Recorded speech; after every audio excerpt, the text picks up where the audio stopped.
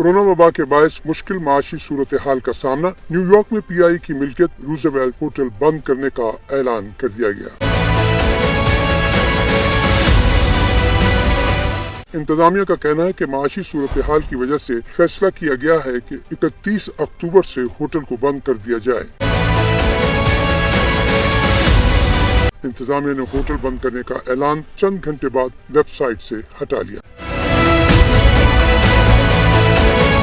پی آئی اے نے 90 کی دہائی میں ہوٹل روزویلٹ $3 کروڑ 60 لاکھ میں خریدا تھا۔ امریکی صدر تھیوڈور روزویلٹ کے نام پر بنائے گئے ہوٹل کا افتتاح 23 ستمبر 1924 کو ہوا۔ اس وقت ہوٹل کی مالیت $1 بلین کے قریب ہے۔ امریکی صدر ٹرمپ کی جانب سے بھی ہوٹل کی خریداری کی پیشکش کی خبریں سوشل میڈیا کی زینت بنی رہیں۔ ہوٹل کو جوائنٹ وینچر میں چلانے کا جائزہ لینے کے لیے ایک کنسلٹنٹ کی خدمات بھی حاصل کی گئی تھیں۔